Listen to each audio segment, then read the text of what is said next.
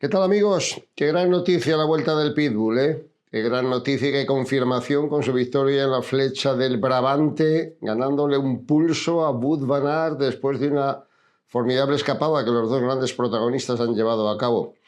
Bueno, es la victoria número 60, que no se me olvida, de Remco Evenepoel. 25 años cumplidos en enero, ¿eh?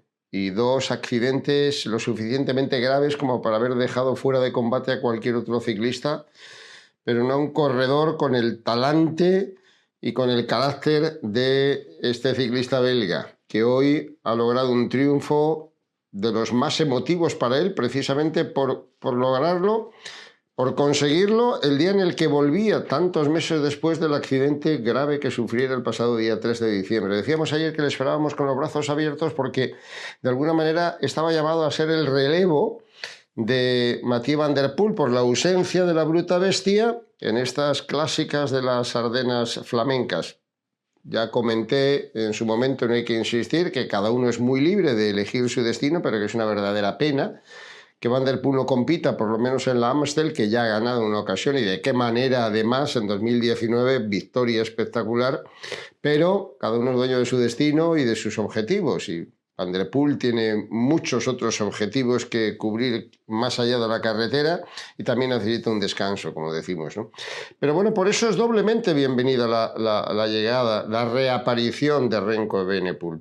Primero porque yo quiero insistir en ese punto de que hemos sido un poco injustos tal vez olvidándonos, porque ha sido tan espectacular el duelo que han mantenido en Milán-San Remo, Tour de Flandes, París-Roubaix, Tadej Pogačar y Mathieu, que al final parece como que todo girara a orbitar alrededor de ellos, y no, es muy injusto relegar a un corredor como Evenepoel e incluso a otros. Sí, yo no estoy aquí, desde luego que no, vosotros sí podéis dar todas vuestras opiniones para decir quién es mejor, quién es peor en cada momento, entre otras cosas porque he aprendido que también estos son momentos de forma y situaciones puntuales y crecimientos y decaimientos. Esto no es para siempre, a veces no es ni para una sola temporada el rendimiento de un corredor.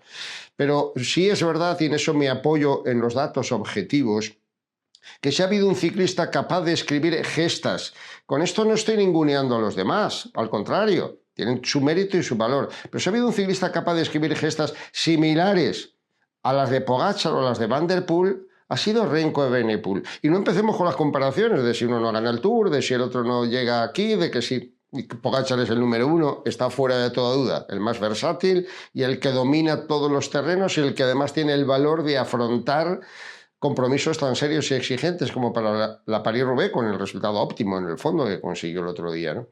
Pero es que Evenepoel está un poco en esa línea y precisamente por eso yo reivindico su figura, ¿no? Porque es un ciclista que parecía que venía para... Primero, que hizo cosas que no han soñado ni Van der Poel ni Evenepoel en el campo junior. Pero bueno, tampoco tiene mucho que ver. Segundo, que se ha incorporado. Y tercero, que ha dado exhibiciones portentosas, pero portentosas. Entonces, claro, ¿cómo no le vas a poner en el pedestal? ¿Es que no va a poder con Pogačar en el Tour? Pues hombre, por lo más probable, y desde luego este año seguro que no, pero ha sido tercero el año pasado. Se merece por lo menos el crédito, que es un poco lo que yo defiendo siempre, el crédito de los ciclistas a crecer, a fallar, a decaer, a tener temporadas malas, a sufrir lesiones y no elevar a definitivo cualquier cosa que ha sucedido el día anterior, que es lo que muchas veces estamos tentados de hacer, ¿no?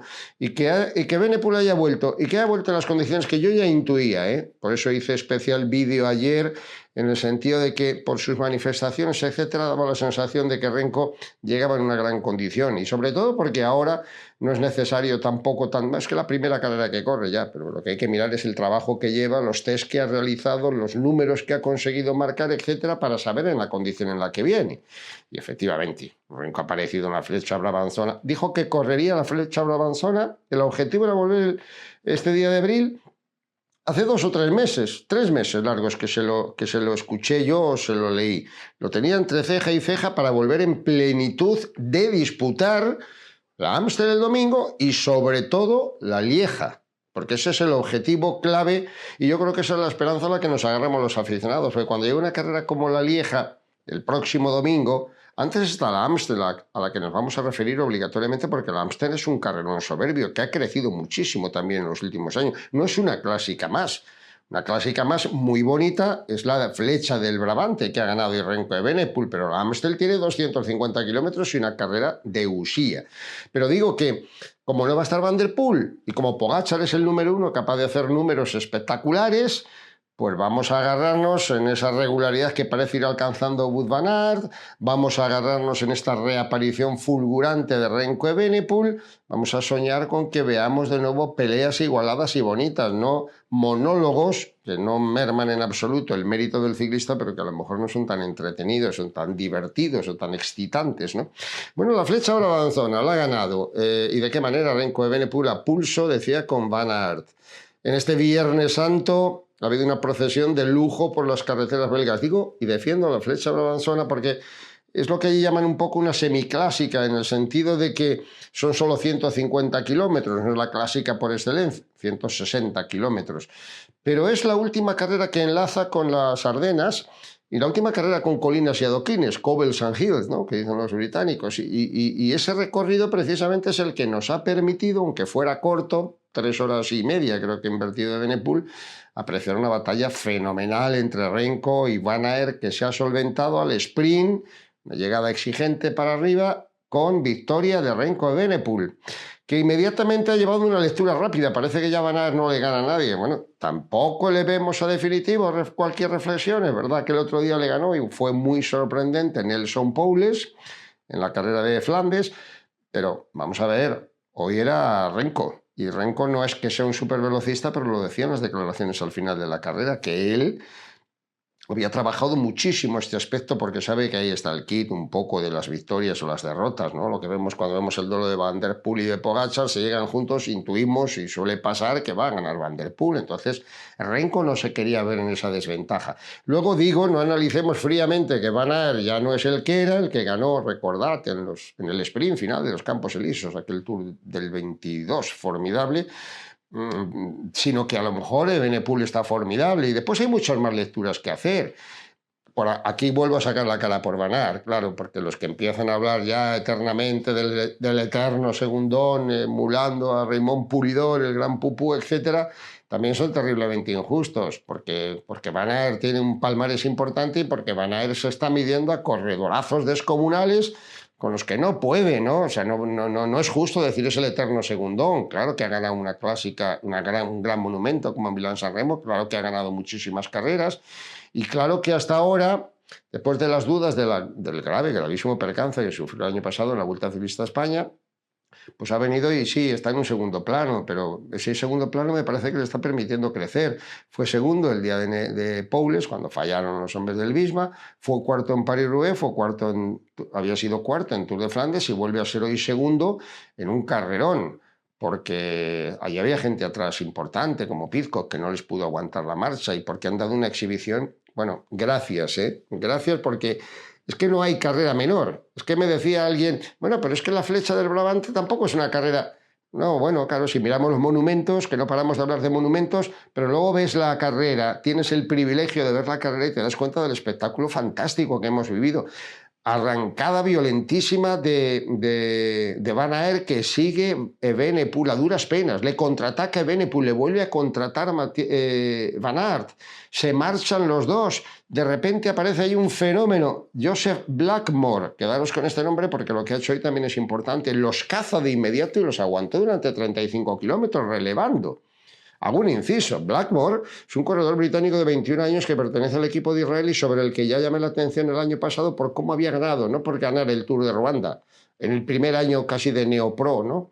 Ganó ganando 2 etapas, ganó la Lieja-Bastoña, Lieja de categoría sub-23, ganó el Tour del Avenir, tiene 21 años, es un gran escalador, anda muy bien en cualquier recorrido exigente y hoy lo ha demostrado. Había muchas figuras, aunque un poco más de segundo nivel, pero había figuras en el pelotón porque tenía una gran participación y arrancó él solo, los cogió en un abrir y cerrar de ojos, los aguantó durante 35 kilómetros colaborando y en resumidas cuentas, quedémonos con ese nombre, el británico, porque va a ser un corredor, es creo ya un corredor notable y va a ser un corredor muy importante y bienvenidos sean todas las estrellas que van apareciendo, ¿no? Bueno, el caso es a lo que iba, que vimos 50 kilómetros con 3 tipos delante, aguantando 40, 50, no llegaron nunca a tener un minuto. Y un grupo atrás en el que había muchos equipos, Education First, el equipo de Pidcock, el Q36, el Cofidis, con Aramburu, etc. Estaban trabajando, intentaban trabajar, no hubo demasiada armonía para reducir la diferencia. E incluso cuando ya en una de las subidas había que darle 3 vueltas al circuito final con un terreno adoquinado, es la última clásica con adoquines. Cuando entremos en las Ardenas ya desaparecen los adoquines. Por eso que es muy bonita la carrera de la Flecha del Brabante, ¿no? Cuando entramos en ese terreno a 16 kilómetros, en la penúltima subida, ya cambió un poco la decoración. Empezó Evenepoel a forzarle a Van Aert, se le veía que a medida que iban avanzando los kilómetros, Evenepoel iba mejor que Van Aert, se terminó descolgando Blackmore, terminó siendo engullido por el grupo a 30 segundos a 17 kilómetros y no solo mantuvieron, sino que volvieron la pareja de belgas a estar hasta los 50 segundos. Llegaron a meta con 27 segundos, pero porque al final se cuidaron en el sprint de vigilarse, ¿no? Pero nos han dejado un regalo en este Viernes Santo, un regalo que yo por lo menos creo que cualquier buen aficionado al ciclismo valoramos en su justa medida, porque engrandecen cualquier tipo de clásicas y de recorridos. Esta Flecha Brabanzona ha ido creciendo muchísimo en los últimos tiempos, ha tenido ya ganadores importantes y hoy la exhibición dada por Renko y por Van Aert la sitúa la carrera en un punto, yo creo que referencial. Y eso que es una carrera, como digo, de las que podríamos llamar semiclásicas comparada con las grandes clásicas, ¿no? Pero es el preludio y el prólogo del Amstel Gold Race. Yo saco una lectura, por terminar con ese apartado, no del rendimiento de Evenepoel, no me lo esperaba tan alto, pero convencido estaba de que llegaba a la Flecha con la forma necesaria para afrontar Amstel y Lieja en garantías, ¿no? Haber hecho recital. De Van Aert tampoco voy a sacar esas conclusiones, que me pueden parecer incluso un poquito mezquinas, por no decir que severas, ¿no? O severas, por no decir mezquinas, ¿no? Que bueno, que viene de correr Tour de Flandes y París-Roubaix y viene con un desgaste, y que él lo decía al comienzo de la carrera, si esta prueba se hubiera disputado el miércoles, que le mataba la Flecha Brabanzona, porque era siempre el miércoles siguiente a Flandes, a Roubaix, lo han aplazado al viernes y, oye, pues más días de descanso han permitido a Van Aert llegar, correr, disputar la carrera, venir un poco más fresco. Y bueno, tampoco es una exigencia súper máxima, repito, son 160 kilómetros por los 250 que vamos a ver en la Amstel, que se disputa este domingo. Y ahí vamos a parar, agradeciendo el espectáculo y dejando constancia de esa clasificación, porque después de los 2 grandes llegó un grupo notable, encabezado por Antonio Morgado, el portugués, en el que Aramburu fue quinto, Prades fue sexto.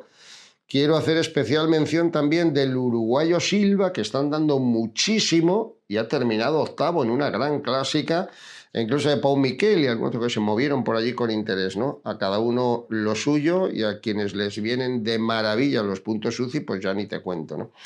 Y hablamos del Amstel porque, como digo, creo que se deduce del bonito espectáculo que nos han regalado hoy que Evenepoel va a estar altamente competitivo en la Amstel Gold. Y la Amstel, la clásica de la cerveza, como se la reconoce, es una superclásica del ciclismo. Es una superclásica. No tiene la categoría de monumento, pero le tiene poco que envidiar. Tiene sus señas de identidad, muchas colinas, muchísimas colinas cortas pero muy exigentes, y sobre todo que vuelve el cover. El cover es el típico mítico puerto donde terminaba, donde ganaba siempre, ganó 3 veces Philippe Gilbert esta carrera, ¿no? Y el cover se suprimió. Van Vliet, que es el organizador de la carrera, decidió meterlo en el recorrido, pero no ponerlo en el final de la carrera, porque siempre terminaba un poco como lo de la Flecha Valona, ¿no? Que termina ahí en el Muro de Huy, que es muy espectacular, pero todo el mundo reservándose para el Muro de Huy, y al final gana pues el mejor y el más poderoso en ese tipo de llegadas, como le pasaba a Valverde, ¿no? por citar un ejemplo que nos queda más cercano, ¿no? Entonces ahora vuelve el cover, pero vuelve el cover a 2 kilómetros de línea de meta, y en el circuito final, en Bergen-Treblinka, que es el nombre de la localidad, en ese circuito final a 2 kilómetros se corre en el cover, a 2 kilómetros de meta. Se pasa 3 veces, con lo cual la carrera irá alcanzando una proporción muy notable y muy espectacular. 250 kilómetros, es decir, la longitud y la exigencia de cualquiera de los monumentos. Y no empecemos aquí, ¿por qué no se llama monumento? Pues no se llama monumento porque no lo quiere José Luis López Vázquez. Los más veteranos sabrán a qué me refiero, monumento. Estoy hablando fundamentalmente de que es una carrera que empezó en el año 1960, que tiene poca historia, que no tiene la tradición de los otros considerados monumentos, pero es una de las clásicas verdaderamente relevantes del calendario internacional.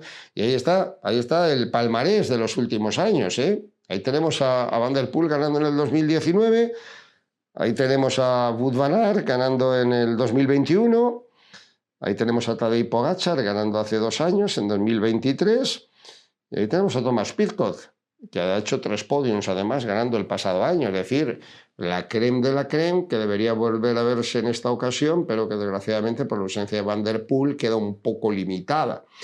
No obstante, por eso el vídeo de ayer, por eso la satisfacción de su altísimo rendimiento en la jornada de hoy. Dios te salve, Renko, bienvenido seas al club de los poetas vivos, porque efectivamente es uno de los favoritos ya para el Amstel, y eso que el primero de los favoritos allá donde corra, por supuesto, y con ese tipo de recorridos es Tadej Pogačar. Pero habrá que buscarle las vueltas, habrá que darle atractivos, habrá que buscarle la sal y la pimienta, una carrera tan importante y tan emblemática como es esta clásica de la cerveza, que volveréis a vivir como siempre en Eurosport. En una carrera que, por cierto, no se me olvide, ganó Mauro Gianetti en su momento, el hoy manager general del equipo del UAE. Bueno, y no quiero terminar esta entrega, me he de daros las gracias como siempre por estar ahí, sin recordar que también hubo prueba femenina hoy, ganó Elisa Longo Borghini, bienvenida después del accidente de sufrió en Flandes el otro día, y que terminó el Giro de los Abruzos con la nueva victoria de Ivo Oliveira. 30 triunfos lleva con 13 corredores diferentes UAE, conviene recordarlo, en la presente temporada, tratando de alcanzar los 81, superar los 81 del año pasado, incluso tratando de establecer el récord de la historia de 85 triunfos de la época de Cavendish, ¿no? Bueno, lo más significativo, al margen de la victoria parcial en el día de hoy de Oliveira, es que hemos tenido ya a David de la Cruz, todo un ilustre veterano que ha terminado segundo, puntos importantes para el Q36, es el equipo de Pidcock, y que Pablo Torres ha terminado tercero, y eso para un chaval de 19 años, aunque sea una carrera menor, esta sí es una carrera menor pero exigente en recorrido, en montaña y con corredores de nivel, pues es no solo la confirmación, sino estoy convencido ya de que el inicio de otra carrera fulgurante. Bienvenidos sean, y cuantos más mejor. No elijamos tanto, no separemos tanto, busquemos mucha gente, porque el espectáculo crecerá en consecuencia. Y eso es lo que demandamos al ciclismo, el espectáculo que estos grandes de la Edad de Oro nos están regalando día tras día, y no importa en qué tipo de carrera. Gracias, amigos, por estar ahí.